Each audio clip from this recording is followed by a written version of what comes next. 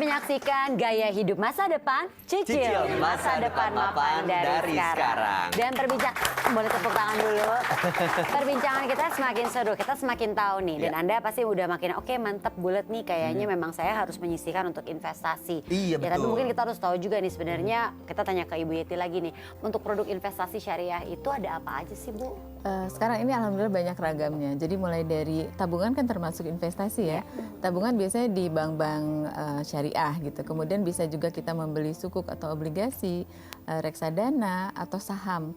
Tapi semuanya harus dipastikan sesuai dengan ketentuan syariah. Jadi banyak pilihannya. Oh gitu. Tapi yang pertama tentu dulu tujuannya buat apa ya, Bu? Betul. Jadi kita harus tetapkan kita berinvestasi untuk tujuan apa? Buka warung, buka warung lagi misalnya buat gitu. Buat pendidikan anak. Buat pendidikan anak, buat berangkat haji misalnya gitu. Jadi semuanya ada. Itu bisa berangkat dari semuanya, dari investasi awalnya. Iya, investasi betul. syariah. Betul. Prinsipnya investasi syariah sendiri bagaimana sih, Bu? Prinsip sama aja sih, misalnya kayak nabung dan sebagainya sama prosesnya. Tetapi bahwa semua itu secara prosedur, transaksi dan pengelolaannya harus sesuai dengan ketentuan syariah. Harus terbebas dari maghrib.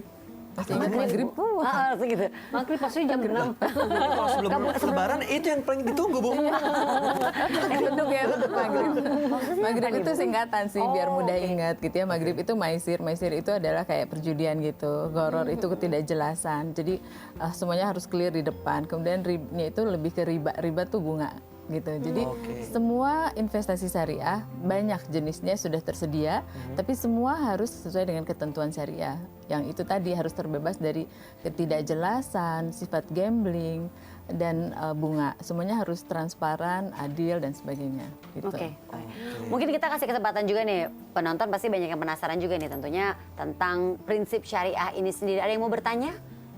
Ya, saya mau tanya. Oh, selamat. Dengan Ibu siapa, Bu? Saya dengan Kurniati. Ibu Kurniati, silakan. Ibu Kurniati, silakan. Mau tanya Bu Yeti, apakah syariah itu sesuai dengan prinsip halal, Bu Yeti? Baik, pertanyaannya bagus banget. Iya, benar. Terima kasih, Ibu. Karena kan biasanya selama ini sesuai ketentuan syariah, halal apa enggak gitu ya. Ketentuan syariah aja disebutkan di sana, yang disebut syariah adalah tentu harus halal. Halal dari zatnya atau bendanya, halal juga dari prosesnya. Apa yang prosesnya halal yang tadi itu? Semuanya harus clear, harus transparan. Nah, itu adalah prosesnya.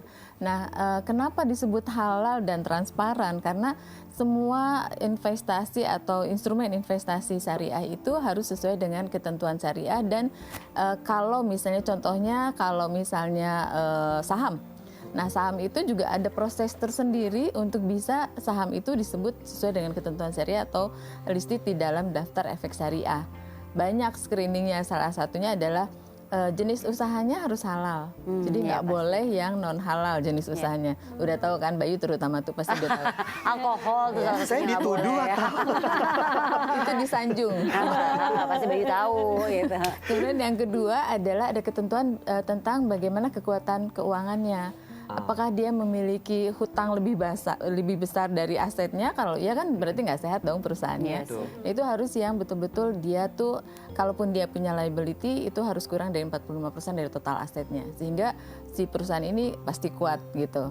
Kemudian kalau misalnya ada hal-hal yang masih belum bersih dari riba, yang masih ditoleran adalah yang kurang dari 10% dari total income dari hasil investasi itu. Nah, kalau itu sudah terpenuhi semua, maka dia akan terdaftar di daftar efek syariah. Boleh tuh kita investasi di saham-saham itu gitu. Udah bisa dipercaya ya, Bu, ya, kalau sudah terdaftar. Ini jadi makin paham nih soal mengelola THR. Keren ya. Karena kan pada prinsipnya THR itu tadi yang kita obrolin ada 3 ya, Bu ya. THR itu prinsipnya adalah berbagi, perayaan, dan juga investasi. Betul. Gitu ya, Bu ya. Dan ini masalah THR penting juga nih, Angie sama Ali dan juga pemirsa. Karena kan THR itu jangan sampai kita gunakan untuk hal-hal apa ya yang konsumtif gitu. Banget. Barang, pasti hasrat dan keinginan tuh besar sekali tuh untuk kita pakai untuk yang jadi konsumtif ya kan. Baju baru, gadget baru, Mobil baru. Tadi ada yang minta mobil baru soalnya. Mobil baru mau pulang kampung kan. Itu dia. Dan juga mungkin jangan sampai THR itu digunakan untuk biaya rutin yang biasa dipenuhi sama gaji bulanan gitu ya, Bu ya. Betul. Dan yang terakhir, jangan sampai kita masuk kejebakan penawaran-penawaran, diskon-diskon itu menjelang lebaran banyak loh. Bu. Banyak banget. Iya. Iya kan? Betul. 4 huruf itu bahaya tuh, SALE. Kalau Sale. rupanya ada pisang nggak apa-apa. Pisang sale. Benar banget ya.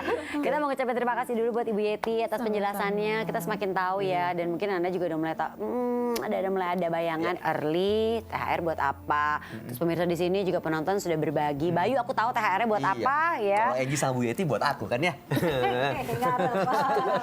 Tapi kita jadi penasaran juga nih pemirsa, kalau Anda THR-nya dipakai buat apa? Setiap tahun dapat tunjangan hari raya, biasanya Anda manfaatkan buat apa? Anda bisa sharing cerita Anda dengan mention di Twitter kita @manulife_id. Sekali lagi @manulife_id. Jangan lupa hashtagnya GHMD, Gaya Hidup Masa Depan. Kita tunggu ya, karena kita pengen tahu banget nih. Jangan-jangan ada yang sama atau bahasa, oh ternyata emang selama ini pemirsa udah lebih jago nih. Betul, mungkin ada ide-ide baru, Iya. kasih inspirasi juga buat kita. Betul. Kita juga sekalian mau pamit nih dari hadapan Anda pemirsa, yang pasti kita akan selalu hadir setiap minggunya dengan topik-topik yang tentunya akan membuat Anda semakin terbuka wawasannya, semakin terbuka mata bahwa kita tuh jangan boros-boros deh. Betul, Tuh Bayu, kamu udahlah berhentilah beli sepatu terus, beli tas lagi, sepatu lagi, tas lagi. Aku, Sepatu lagi, tas lagi. Kok kayak perempuan ya? Perempuan tuh biasa gitu kan, bukan aku Aku justru. belinya make up lagi. Ya kan aku beli buat istriku. Biar aku dapat bonus. Ada poin yang dikumpulin ya. Iya, itu investasi namanya. Poinnya lumayan piring cantik kan. Minggu depan kita ketemu lagi ya pemirsa. Jangan lupa untuk kembali bergabung di jam yang sama, tentunya di Gaya Hidup Masa Depan. Cicil masa depan mapan dari sekarang. Sampai jumpa.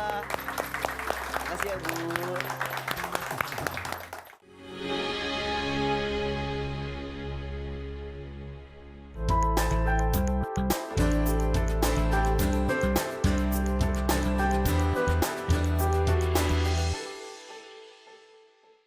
Dipersembahkan oleh